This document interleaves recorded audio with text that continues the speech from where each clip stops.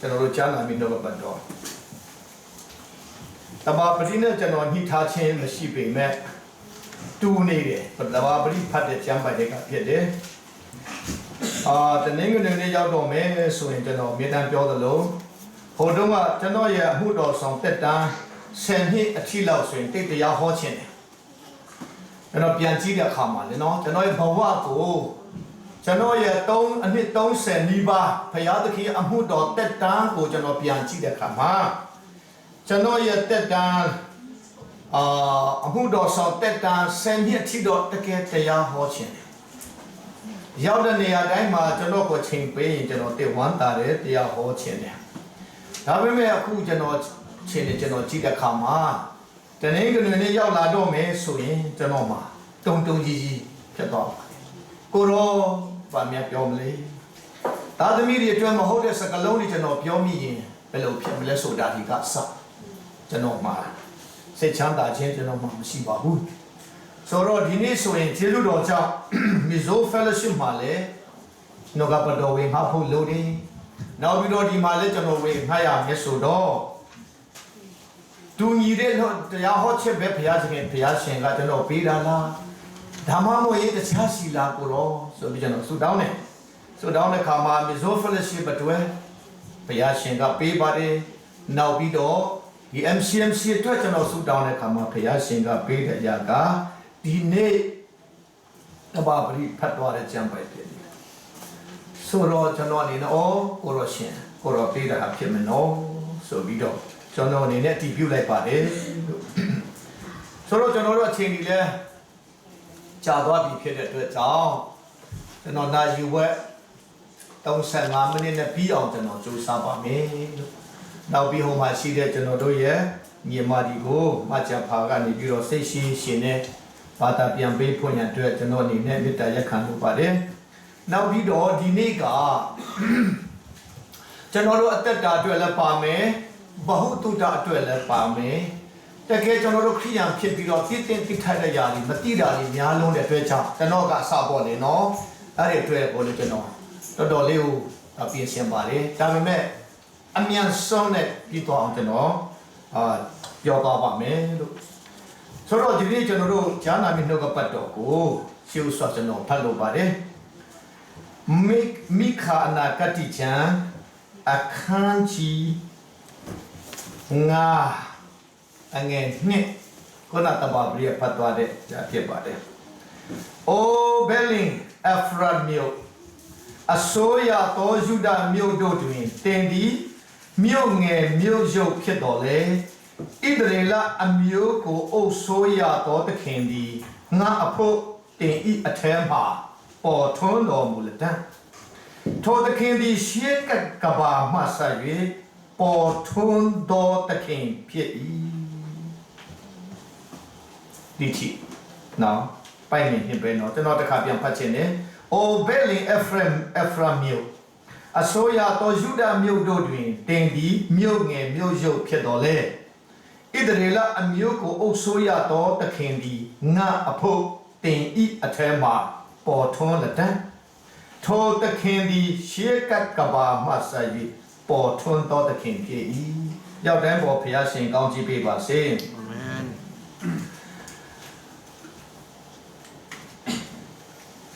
ကျွန်တော်တို့တခြားကျမ်းစာဒီအခင်းကျမ်းရှိမယ်ဆိုရင်ထောင်ပေါင်းမြောက်များစွာသောယူဒမြို့တို့တွင်ဆိုပြီးရေးထားတာကျွန်တော်တို့တွေ့ရှိရတယ်ထောင်ပေါင်းမြောက်များစွာသောယူဒမြို့တို့တွင်ဆိုကျွန်တော်တို့တွေ့ရှိရတယ်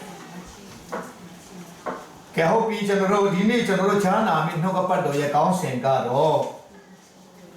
ဘဲလင်မြို့မှတင်ခန်းစာဘဲလင်မြို့က the less တင်ခန်းစာမြတ် the lessons from Bethlehem ဘာမှလို့ကျွန်တော်ဘာသာပြန်လိုက်တော့ဘဲလင်မြို့မှတင်ခန်းစာမြတ်လို့ဘာသာပြန်ပါတယ်လို့ဆိုတော့ကျွန်တော်တို့အဲ့ဒီဘဲလင်မြို့အကြောင်းနဲ့ပတ်သက်ပြီးကျွန်တော်တို့အနေချင်းတော့ကျွန်တော်တို့သိကြမယ်လို့ကျွန်တော်ယုံကြည်တယ်တော်တော်ပေါ်ပြီးကျွန်တော်တို့သိအောင်ဘက်လင်မြို့ရဲ့ background ကိုနည်းနည်းကျွန်တော်ပြောပြချင်တယ်အဲ့ဒီကျွန်တော်တို့ကျော်လော်ဇာထက်က Open Bible ကိုပြုစုတဲ့ theologian တွေကအဲ့ဒီဘက်လင်မြို့ကဘက်လင်ရွာလေးကဘသူကတည်ထောင်ခဲ့တယ်လဲဆိုရင်ဆာလမာဆိုတဲ့ပုဂ္ဂိုလ်ကြီးကတည်ထောင်ခဲ့တာဖြစ်တယ်အဲ့ဒီဆာလမာဆိုတဲ့ပုဂ္ဂိုလ်ကြီးကနော်အဲ့ဒီယာကုပ်ရဲ့သားတွေထက်ကယူဒအမျိုးကနေဆင်းသက်လာတဲ့သူဖြစ်တယ်ဆိုတာကျွန်တော်တို့တွေ့ရှိရတယ်သူ့ရဲ့သားတွေထဲမှာဘက်လဟမ်ဆိုတာရှိတယ်အဲ့ဒီနာမည်ကိုဆွဲပြုတ်ပြီးတော့အဲ့ဒီရွာကိုတည်ထောင်တာဖြစ်တယ်ဒါပေမဲ့သူတည်ထောင်တဲ့တက္ကရီအထစ်ချက်ကိုသူတို့ကမဖော်ထုတ်နိုင်တဲ့အတွက်ကြောင့်ကျွန်တော်လည်းမပြောရဲဘူးBC ဘယ်နှခုနှစ်မှာဆိုတာအထစ်ချက်သူတို့ကမဖော်တဲ့အတွက်ကြောင့်ဘာဖြစ်လို့လဲဆိုရင်တမိုင်းဆိုတာကမှားနိုင်တဲ့အတွက်ကြောင့်တချို့ဆိုရင်တတိထားကြတယ်ဆိုတော့အဲ့ဒီဘက်လဟမ်မြို့ကဘက်လဟမ်ဆိုတဲ့ဒီဘက်ကကျွန်တော်တို့ခဏလေးကျွန်တော်ပြောပြမှာပါအခုက background လေးပဲကျွန်တော်ပြောပြတယ်အဲ့ဒီအဝါကနေပြီးတော့ဒီကျွန်တော်တို့ Jerusalem ကနေပြီးတော့ southwest of Jerusalem southwest အနောက်တောင်ဗမာလို့ဆိုအနောက်တောင်ဘက်မှာကျွန်တော်မှားမိမှာဆိုလို့ဘက်လဟမ်မြို့ကိုရောက်ဘူးတဲ့ကိုတောင်းလူတွေကိုဒီမလာခင်ကျွန်တော်မေးတယ်ဟုတ်ပါလေ10 kilometers လောက်ဝေးတယ်ဆိုဟုတ်ပါတယ်သူရောက်တာကိုတိတ်ချသွားကြည့်တာကိုအဲ့ဒါဆိုရင်ရေးတဲ့လူကြီးမမှားပါလားနောက်ပြီးတော့အဲ့ဒီဘက်လဟမ်မြို့ကကျွန်တော်တို့ above sea level ပင်လေအမြင့်နဲ့ပြင်ကနေအမြင့်ပေဘယ်လောက်ရှိလဲဆိုရင်2460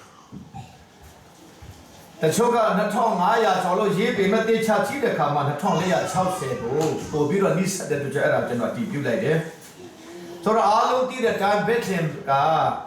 Palestinian National Authority အောက်မှာသူရှိပါတယ်1967တုန်းက 6-day war တုန်းက Israel ကတင်ပိုက်ပေမဲ့နောက်တော့ပြန်စီဝေးတော့နောက်ဟိုမှာတော့လက်ထက်ကိုပြန်အတဲ့မြို့လေးဖြစ်ပါတယ်ဆိုတော့အဲ့ဒီမြို့မှာဘာသာကြီး၃မျိုးရှိပါတယ်အခုက Judaism ဆိုတဲ့ယူဒဘာသာကိုကိုတဲ့သူတွေနောက်ပြီးတစ်ခုက Christian ကြီးနောက်တစ်ခုက Islam ဘာသာနော် Muslim Islam ဘာသာဖြစ်ပါတယ်အခုကျတော့ Islam တွေက majority ဖြစ်တယ်အများစုဖြစ်တယ်ကျွန်တော်တို့တွေ့ရတယ်ယေရှုခရစ်တော်မွေးဖွားစဉ်တုန်းကအင်ချီကနည်းနည်းလေး100တောင်တိတ်မပြည့်ချင်တဲ့ရွာလေးဖြစ်ခဲ့ပါတယ်အခုlawless အခု currently ဟိုကသူတို့ population ကလူဦးရေက2500ပတ်ဝန်းကျင်လောက်ရှိတယ်ဆိုတော့ကျွန်တော်တို့သိရှိရတယ်ဒါပေမဲ့အဲ့ဒီမှာဟိုတယ်တွေကတော့300ကျော်လောက်ရှိတယ်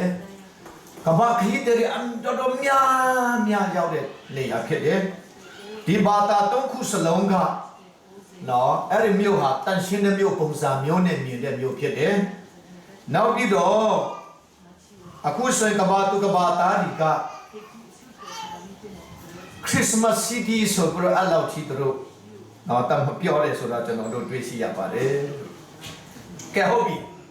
ဒါဆိုရင်အဲ့ဒီဘယ်လိုမျိုးကတင်ခန်းစားလို့ကျွန်တော်တို့ဘာဖြစ်လို့ကောင်းစင်ကျွန်တော်တတ်တယ်လဲဆိုရင်ကျွန်တော်ကိုယ်လိုက်တဲ့ခါမှာဒီတစ်ခါတော့တော်တော်လေးခွန်အားရရှိတဲ့အတွက်ကြောင့်ဖြစ်ပါတယ်လို့ဆိုတော့နံပါတ်1အနေနဲ့သူ့ရဲ့နာမည်နဲ့ပတ်သက်ပြီးကျွန်တော်တို့တင်ခန်းစားရအောင်နော်နာမည်နဲ့ပတ်သက်ပြီးဆိုတော့အဲ့ဒီဘက်လဟမ်ကအမ်ဒီပေကဘာလဲဆိုလို့ရှိရင်ဟီဘရုစကားဘာသာပြန်မယ်ဆိုရင် house of bread ဘလို့ခေါ်မလဲမုံအိမ်ဆိုရင်လည်းပမာလောကတိတ်မကောင်းနော်အစာရှိသောအိမ်လို့ပြောရမလားနော် house of bread အဲ့လိုအနေပဲရှိတယ်နောက်ပြီးတော့သူတို့ Arabic တွေကြတော့ house of meat ဆိုပြီးတော့အသားရှိတဲ့အိမ်ဆိုတော့ကျွန်တော်အနေနဲ့တော့ house of bread ကိုပို့ပြီးသဘောကျတယ်ဟာ ဒီနာမည်ကိုကကျွန်တော်တို့တင်ခန်းစာတင်ပေးနေပါလားဘယ်လိုတင်ပေးတယ်လဲယေရှုကပြောတယ်ငါဟာတဲ့ကောင်းကင်နဲ့ဆင်းသက်တဲ့တက်မုံဖြစ်တယ်ငါဟာတက်မုံဖြစ်တယ် I am the bread of life ငါဟာအတက်မုံဖြစ်တယ်အော်ဟိုကတဲ့ကိုကနာမည်ကိုကအတိတ်ပဲရှိနေတာကဖယားရှင်ကကြိုတင်ပြီးတော့နော်ကျွန်တော်တို့အတွက်နော်တင်ခန်းစာဖယားရှင်ကအင်မတန်မိုးရှိတဲ့ဖယားရှင်တုံးတင်ချက်ရှိနေပါလားဆိုတော့ကျွန်တော်တွေ့ရတယ်နောက်ပြီးတော့အဲ့ဒီ Bethlehem ရဲ့ original နာမည်ကဘာလဲဆိုလို့ရှိရင် Ephrath ဖြစ်တယ်ဒါဆိုရင် Ephrathah ဒါပေမဲ့ English ကလုံးနဲ့လို့လည်း Ephrath ဆိုပြီးတော့ပြောလိုက်တယ်အဲ့ဒီအတိတ်ကဘာလဲဆိုလို့ရှိရင် fruitfulness ဆိုပြီးအတိတ်ဖြစ်ပြန်ရော Ephrath ဆိုတဲ့အတိတ်ကဆိုတော့အေးလို့ပြန်လို့ဆိုရင် good result တကယ်ကောင်းတယ်လို့လည်းပြန်လို့ရတယ်အတိအပွင့်များတယ်ဆိုလို့လည်းပြန်လို့ရတယ်ပေါ့လေနော်အော်အဲ့ဒီရွာလေးရဲ့အဲ့ဒီမြို့လေးရဲ့နာမည်ကိုကဒီနေ့တကယ်နော်နဲ့တဲ့ဒိတ်ပဲရှိနေပါလားအဲ့ဒါကကျွန်တော်တို့ကိုနော်အတီးတီးဖို့ရန်အတွက်တိုးပွားဖို့ရန်အတွက်များပြားဖို့ရန်အတွက်ကျွန်တော်တို့ကိုသင်ခန်းစာပေးနေပါလားဆိုတာကျွန်တော်တို့တွေ့ရှိရတယ်နောက်ပြီးတော့နံပါတ်1အနေနဲ့ကျွန်တော်တို့ကိုဘာသင်ခန်းစာပေးတယ်လဲဘာသင်ပေးတယ်လဲဆိုလို့ရှိရင်သူရဲ့ significance ဆိုတာက significance ကထူးခြားချက်နော်သူရဲ့ထူးခြားချက်ရွာတခြားရွာတွေထက်ထူးခြားချက်ရှိတယ်တခြားမြို့တွေထက်ထူးခြားချက်ရှိတယ်အဲ့ဒါကဘာလဲဆိုလို့ရှိရင် number 1နံပါတ်1မှာယာကိုရဲ့အင်မတန်ချစ်တဲ့ဇနီးယာကိုဇနီးတဲ့လေးယောက်ထဲကအချစ်ဆုံးသောဇနီးဘသူလဲတိကြသလားပစံတော့ပြောဖို့မလိုဘူးစိတ်ထဲကနေဖြစ်ကြပါ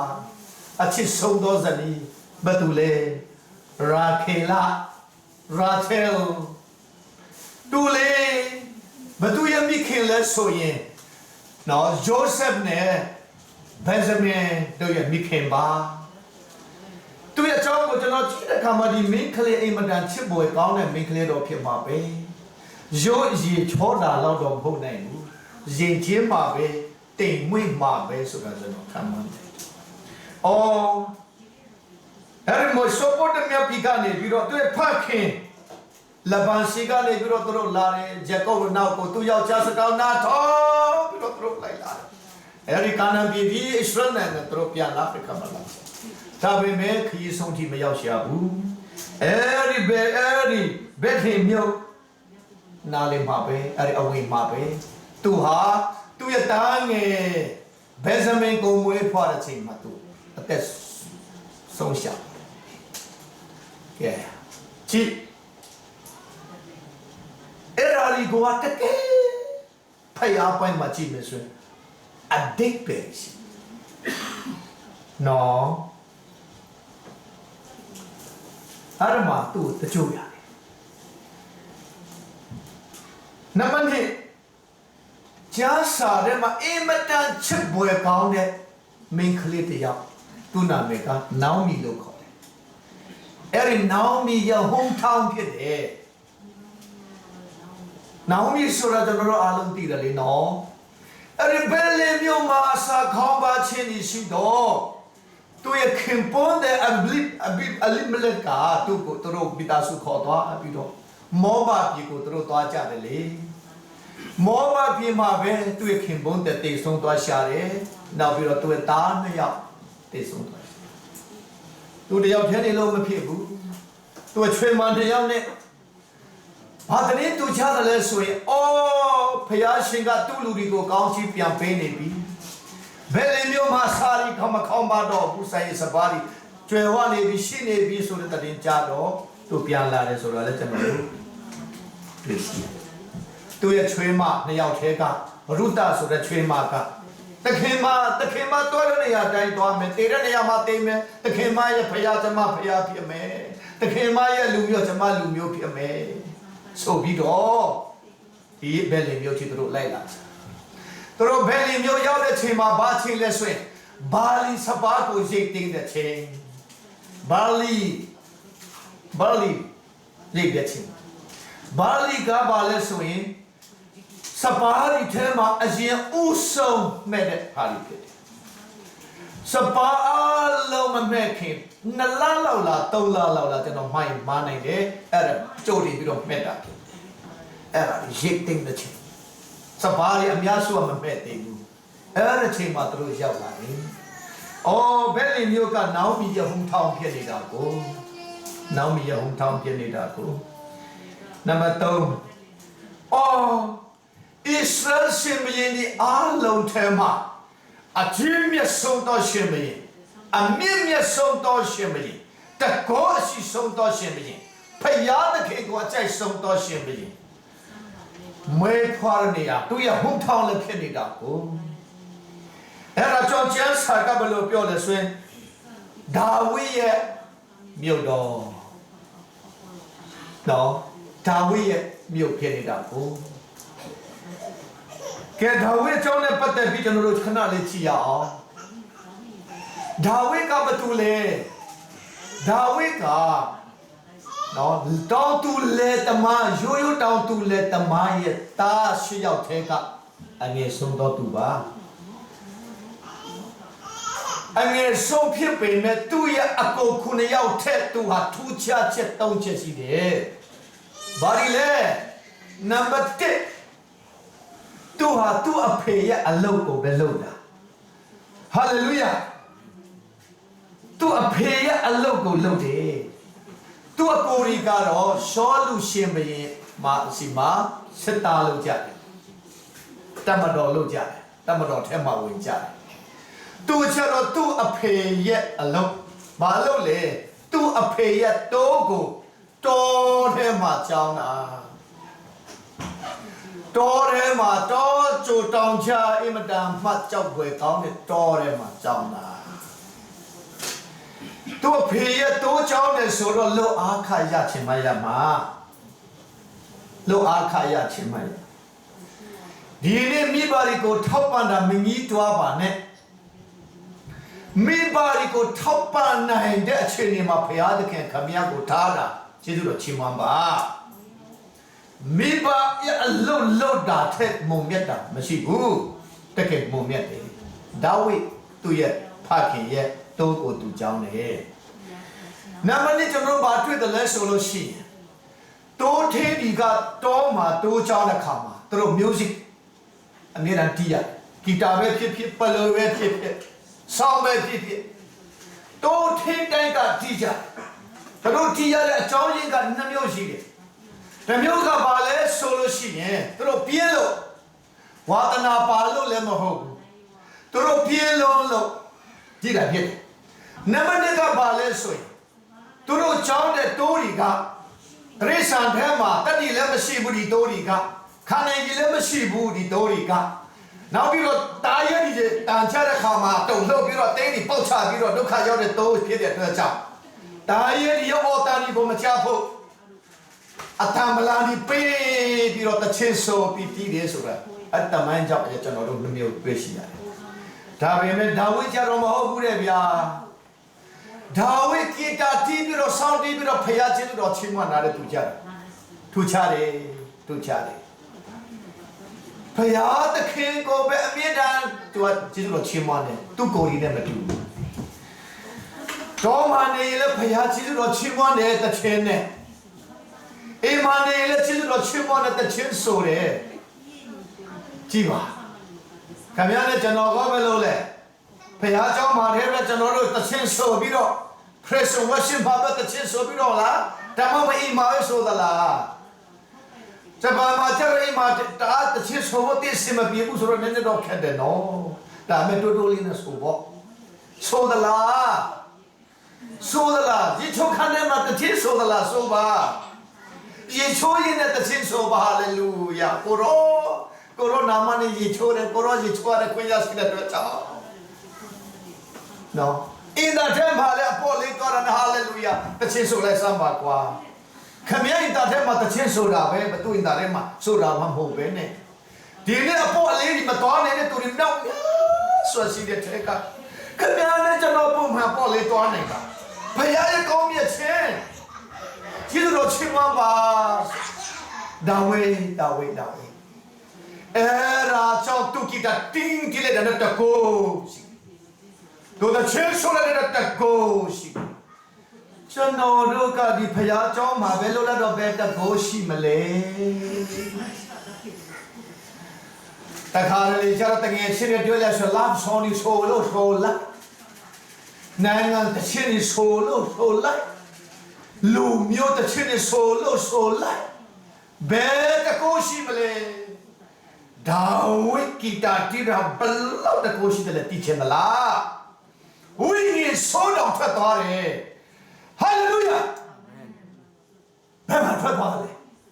Sholu shi ma yin shi ma wi ni so la tat de. Ba phit lo le. Mana lo sai shi lo. Khamya tu mya mana lo sai ma shi ne.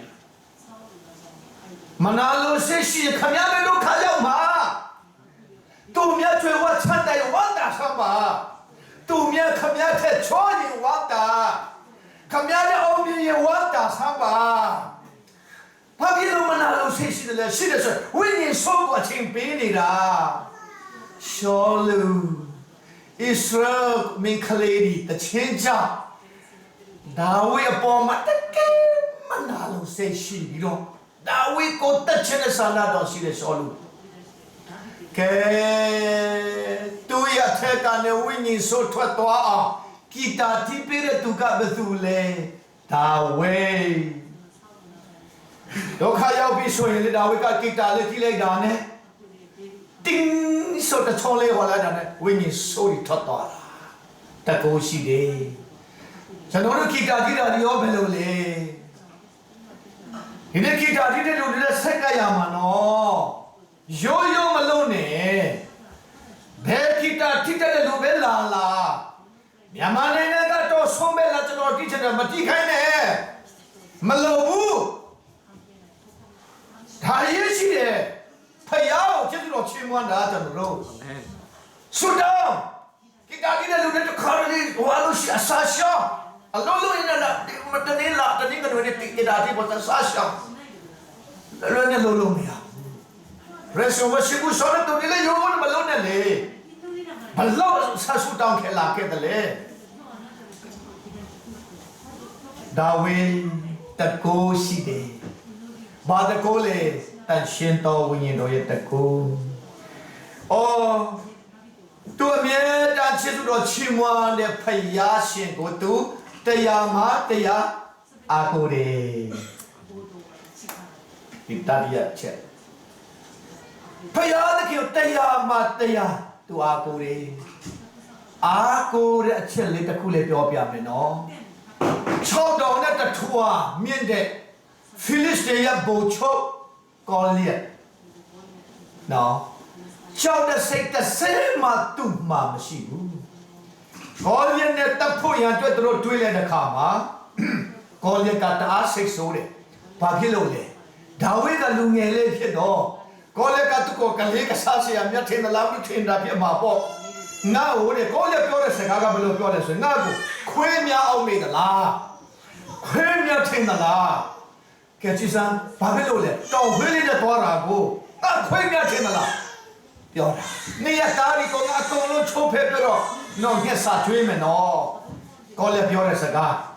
ရမဒါဝိကဘယ်လိုပြောလိုက်တယ်လဲဆိုရင်သင်ဟာတဲ့ဒီလောကလက်နဲ့ဒီကိုနော်လက်နဲ့ဒီကိုအားကိုးပြီးတော့ငါ့ရှို့နေလာတယ်ငါကတော့မဟုတ်ဘူးတဲ့အသက်ရှင်တဲ့သာဝရဖယားရဲ့နာမကိုဆွဲကန်ပြီးလာတာတဲ့မင်းကငါတတ်မယ်တဲ့လေပေးလက်ဖြတ်မယ်ကြည်စမ်းအော်ဖယားရှင်ပေါ်မှာတရားအားကိုးတယ်ကြည်ပါနော်အဲ့ဒါဒီကျွန်တော်တို့ကြည့်တဲ့အခါမှာဘယ်ခင်မြို့ကအဲ့ဒါကျွန်တော်တို့ကိုတုံတင်နေတာခုနတဘာပရိပြောတဲ့အတိုင်းလူပုဂ္ဂိုလ်တို့တယောက်ကိုလေ့လာတဲ့အခါမှာဘယ်မှာမွေးဖွားတယ်လဲဘယ်နေရာလဲကျွန်တော်တို့က ခမရဘေရွာကလည်းလို့မေးလို့ရှိရင်ချစ်ချင်းမပြောချင်ကြဘူးနော်ကျွန်တော်တို့ရွာကနာမည်အကြီးဆုံးဥပမာနော်ဩကထပါတီဩကထကြီးရှိတယ်ဆိုပါတော့အဲ့ဒီပါတီဩကထကိုခင်ဗျာသိလားအဲ့လိုမေးဟုတ်တယ်သိတယ်အဲ့ဒီပါတီဩကထရဲ့ရွာကကဲဘာဖြစ်လို့လဲနာမည်ကြီးတဲ့အတွက်ကြောင့်ခင်ဗျာဖေးကဘာလို့လဲဘာတူလဲဆိုရင်ချက်ချင်းမပြောဘူးဟိုးရန်ကုန်မှာမှတ်တမ်းရုံးကရာရှိတို့သိသလားသိတယ်တို့ရဦးလေးရနော်တငယ်ချင်းရဘာတို့အဲ့ဒါကျွန်တော်ဖေးကဲနာမည်ကြီးတဲ့တူတွေကိုကျွန်တော်တို့ကယူပြီးတော့ပြောတတ်တယ်မဟုတ်လားဒီနေ့ချိဘက်ထမြို့ကကျွန်တော်တို့ကိုပြောနေတယ်ငါဟာမြို့ကမြို့ရုပ်ဖြစ်ပေမဲ့တကယ်ဣသရေလနိုင်ငံမှာနာမည်အကြီးဆုံးသောရှင်ဘုရင်ကိုမွေးထုတ်တဲ့မြို့ပါဟာလေလုယာကြည့်ပါပြောရင်နဲ့ဘက်ခင်လို့တော့ရောက်ချင်တဲ့စိတ်ရှိလာတယ်ကြည့်အဲ့ဒီဂျွာလေးအဲ့ဒီမြို့လေးမှာပဲဒါဝိဒ်ကို professional လာကဘိတ်တိတ်ပေးတာရှိကိုသူ့ကောင်းပေါ်မှာဘုရားဘုတော်မြတ်အတွက်ရှိလူတာဟုတ်ပြီနော်ကဲနံပါတ်4ဒါဒီမကဘူးဗျာကောင်းကင်နဲ့မြေကြီးကိုဖန်ဆင်းပိုင်တာအုပ်စိုးတော်မူတဲ့ထာဝရဘုရားသခင်တပါးကြီးတော်သားတော်ကဲတင်ရှင်နော်ယေရှုခရစ်တော်မွေးဖွားတဲ့နေရာမြို့လည်းဖြစ်တယ်ကြည်စမ်းဘယ်ဆယ်မြို့ကကျွန်တော်တို့ပြောနေတယ်နေဒီနေ့ကဲတင်ရှင်တော့မွေးဖွားနေရာငါနေရာမှာဖြစ်တယ်ငါမြို့မှာဖြစ်တယ်ကဲတင်ရှင်ကိုနေသီးသလားအဲ့ဒီကဲတင်ရှင်နဲ့တွေ့ပြီးပြီလားအဲ့ဒီကဲတင်ရှင်ကိုရရှိပြီးပြီလားeducation ဒီမျိုးမှာမွေးဖွားတော့ကလေ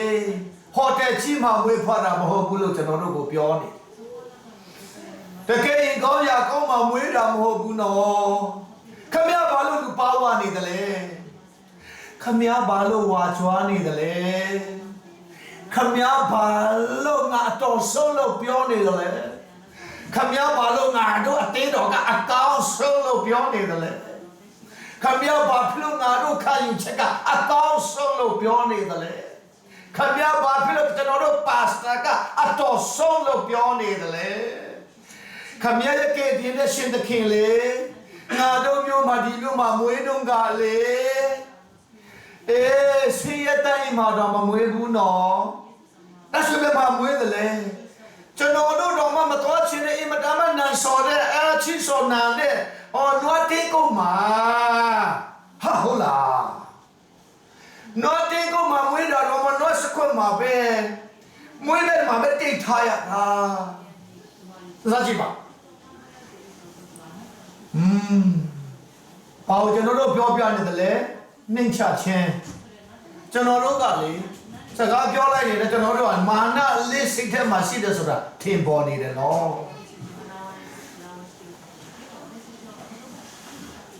ဒီနေ့အဲ့ဒါကျွန်တော်တို့ဘယ်ခံကကျွန်တော်တို့ကိုပြောနေတယ်ခမည်းကိုကယ်တင်တဲ့ယေရှုကလေကယ်တင်ရှင်ကလေ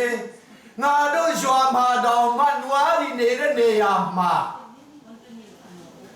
နွားဒီကိုထားရနေရဘာဖြစ်လို့လဲဘာဖြစ်လို့အဲ့မှာမွေးတာလဲနေရာမရှိဘူးလားသူ့မှာနေရာမရှိဘူးတို့အကြောင်းနဲ့အဲ့ဒီအကြောင်းနဲ့ပတ်သက်တဲ့စာအုပ်တော်ထဲမှာတို့ဘယ်လိုရေးလဲဆိုအဲ့မှာ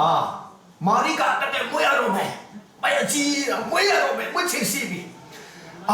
ယောသကအဲ့မြေလေးကိုဆွဲပြီးတော့သွား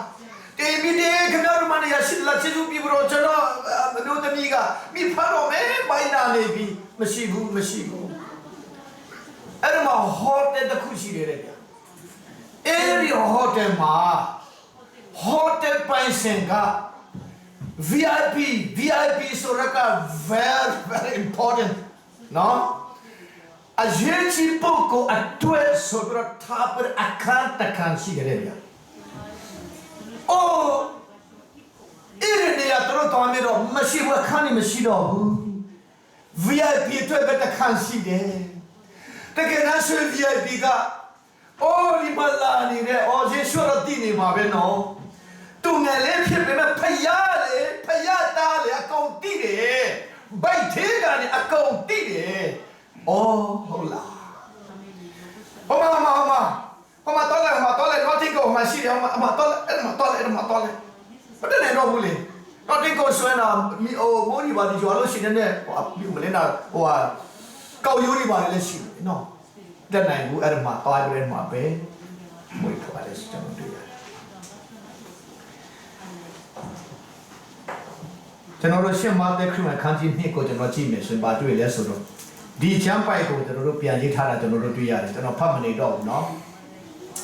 အဲ့တော့ဘာတွေ့လဲဆိုလို့ရှိရင်တခုလေးတစ်ချက်လေးကျွန်တော်ပြောချင်တာဘာလဲဆိုဟုတ်ပြီအဲ့တော့ယေရှုမွေးဖွားတော့အရှိတိုင်းမှာခြေကိုလေသူဆန်းတဲ့ခြေတွေ့တော့အရှိတိုင်းကပညာရှိတွေကအဲ့ဒီခြေကိုကြည့်ပြီးတော့သူတို့လိုက်လာပြီးတော့ယေရုရှလင်မြို့ကိုနော်ရှောက်လာတော့သူတို့မီးဘယ်မှာလဲအဲ့ဒါကျွန်တော်တို့ထူဆန်းတဲ့ကျွန်တော်တို့တွေ့တယ်ယူဒရှင်မီးမမမွေးတယ်လေမေးတဲ့ခါမှာဟေရမင်းကအာလန်ပြန်ပြီးတော့ငါထက်ကြီးတဲ့လူမွေးနေပါလားဘယ်လိုလဲကျက်တဲ့ပုဂ္ဂိုလ်လားဆန်ဖရီရှယ်ရီတက်တူကယ်ရီကျက်တဲ့ပုဂ္ဂိုလ်ကြီးလေခေါ်တယ်ဘယ်လိုကျက်ဆာဘယ်လိုဖတ်တယ်လဲဘယ်လိုလဲအဲ့ဒီမွေးမယ်ယူဒရှင်မီးမွေးမယ်ဆိုတဲ့နေရာဘယ်လိုလဲသူတို့လုံးဝခက်မရှိဘူးချက်ပဲပြောလိုက်ဘယ်လိုပြောတယ်လဲကျန်းစာမှာရေးထားပါတယ်။အော်ဘယ်နေအဖရန်တင်ဟာမြို့ငယ်မြို့ရိုးဖြစ်တော်လည်းပဲတင်မှာနော်ယူဒရှင်မင်းဝေးဖလာလိမ့်မယ်ဆိုတာရှိတယ်။ပတ်စံနဲ့တော့တည်တယ်စာနဲ့တည်တယ်တောအချင်းနဲ့ဆန္ဒတို့မှရှိတယ်လားမရှိဘူး။စဉ်းစားကြည့်ဒီနေ့ကျွန်တော်တို့ဒီလေယေရှုမွေးဖွားတဲ့ကြောက်ပိုင်ဟန်အကုန်တည်တယ်။ဖယားသားဖြစ်တယ်ဆိုတာအကုန်တည်တယ်။ဖယားရှင်စစ်ဖြစ်တယ်ဆိုတာလည်းသိတယ်ဒါပေမဲ့သူ့ကိုတွေ့တယ်လားသူနဲ့ကိုတွေ့တယ်လားအဲ့အင်မတန်ရှိတယ်နော်ကျန်တဲ့ပုဂ္ဂိုလ်ကြီးကမသွားကြတော့မတွေ့ဘူးစာတွေ့တော့လွယ်လိုက်တာသူတို့ချက်ချင်းပဲပြောပါတယ်အဲ့ဒါမှတဲ့ခန်းကြီးနှစ်မှာကျွန်တော်တို့တွေ့ရှိတယ်ကဲဟုတ်ပြီနော်ဆိုတော့ဒီနေ့ကျွန်တော်တို့အတူချုံပြီးကျွန်တော်ပြောမယ်ဆိုရင်ဒီနေ့ဘယ်လင်မြို့ကကျွန်တော်တို့ကိုနံပါတ်1အော်ယေရှုခရစ်တော်အသက်မောင်းဖြစ်တယ်ဆိုကျွန်တော်ပြောတယ်ဟာလေလုယာနော်ယေရှုခရစ်တော်ဟာအသက်မောင်းဖြစ်ပါတယ်နံပါတ်2ဘာပြောတဲ့လဲဆိုလို့ရှိရင်ယေရှုခရစ်တော်ရရှိမှတာလေတင်ဟာအတိအတီးမယ်ဟုတ်ပြီနော်ဒီအတီးတွေကလေချစ်ချင်းဝမ်းမြောက်ချင်းငြိမ်သက်ခြင်းစိတ်ရှိခြင်းတွေနော်အဲ့အတီးဒီလိမ့်မယ်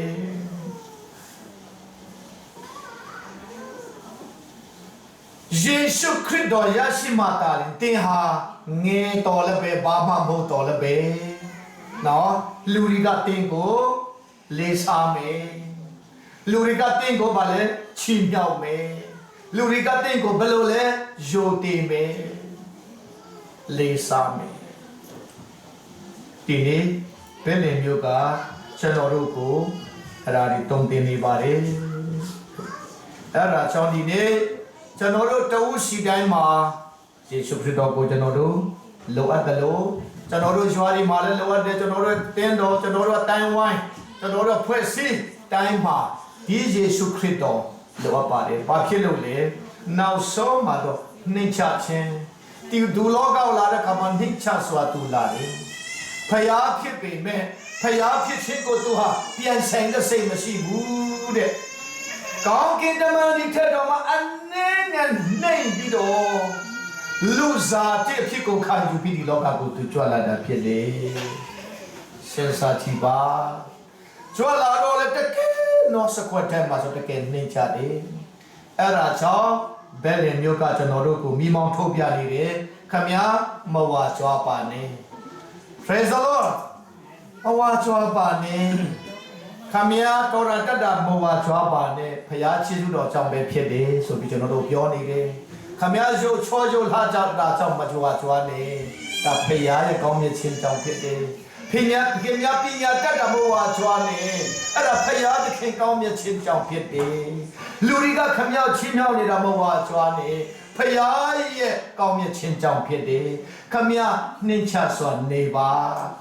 လူတူအားလုံးပဲသူမစွလူတကာရှိမှာအမြဲတမ်းနှင်းချပါနော်အငယ်ဆုံးဖြစ်တယ်လို့ကိုတတ်မှတ်ပါနော်ဆိုပြီးတော့ဘယ်လင်မျိုးကဒီနေ့ကျွန်တော်တို့ကိုတတိပေးပါတယ်ဆိုတာကိုဒီနေ့အတူချုပ်အနေနဲ့ကျွန်တော်တက်တည်ခံလို့ပါတယ်ရောက်တိုင်းပုံမှာဘုရားရှင်ကောင်းချီးပေးပါစေအာမင်အလုံးမနဲ့ကြပါစို့